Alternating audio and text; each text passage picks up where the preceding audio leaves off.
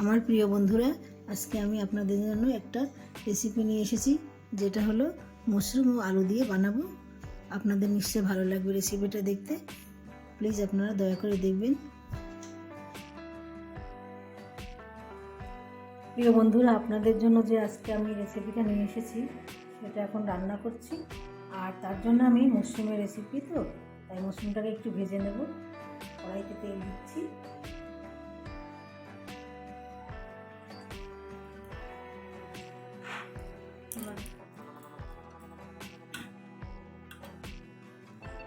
মাশরুমগুলোকে ভেজে নিচ্ছি।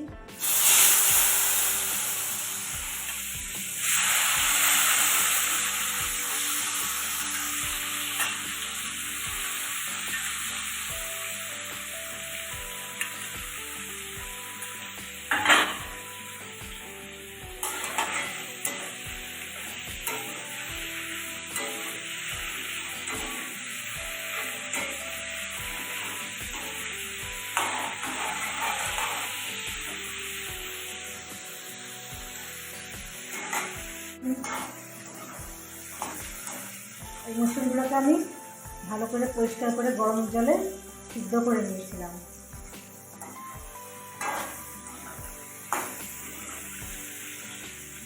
এখন উঠিয়ে নেব।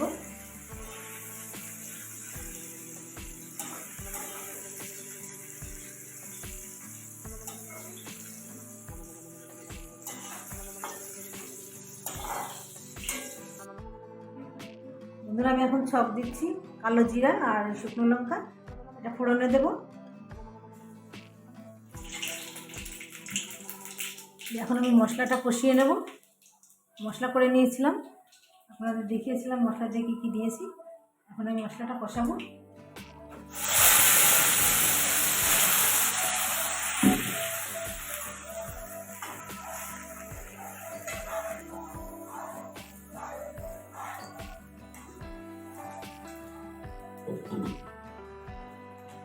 লবণ দিচ্ছি স্বাদ মতো।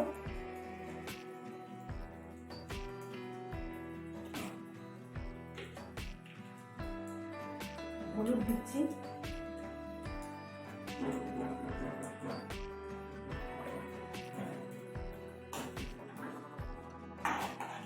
মশলাটা কষিয়ে নিচ্ছি ভালো করে।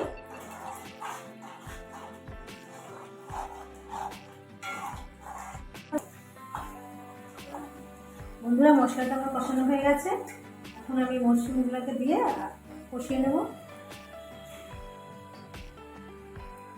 আর আমি যে আলুটা সিদ্ধ করে রেখেছিলাম এটা এখন দেব। আমি আলু দিয়ে মাশরুম রান্না করছি, আপনারা চাইলে শুধু মাশরুমও রান্না করতে পারেন।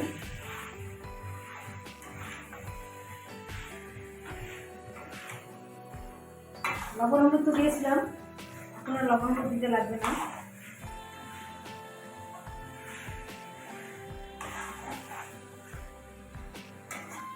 মাশরুম আমাদের শরীরের জন্য খুব উপকারী, তাই আপনারাও মাশরুম খাবেন মাঝে মধ্যে।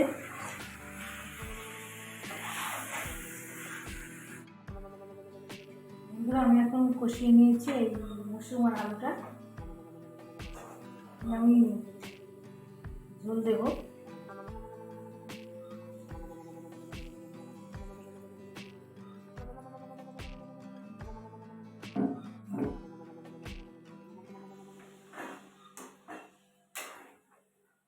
বন্ধুরা, আপনারা যদি আমার সঙ্গে থাকেন তাহলে আমি ভিডিও বানানোর সাহস পাবো ও সামনের দিকে এগিয়ে যাওয়ার জন্য আপনাদের সাহায্য আমার খুবই দরকার।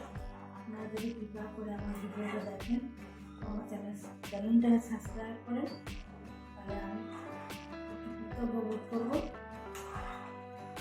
আপনাদের কৃপাই হলো আমার চলার পথের একমাত্র শক্তি। আমার কৃপা করে আমার ভিডিওটা দেখবেন, আমার চ্যানেলটাকে সাবস্ক্রাইব করবেন।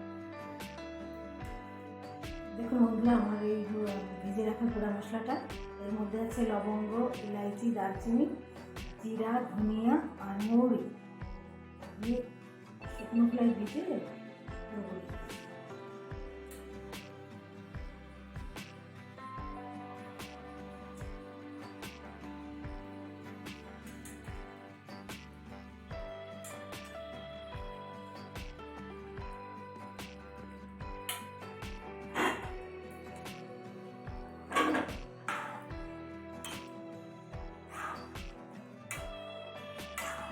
হয়ে গেছে।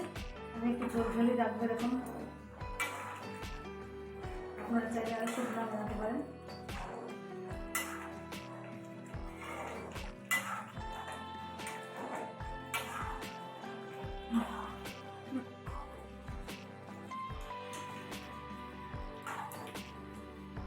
এখন আমি নামিয়ে নেবো, এটা হয়ে গেছে।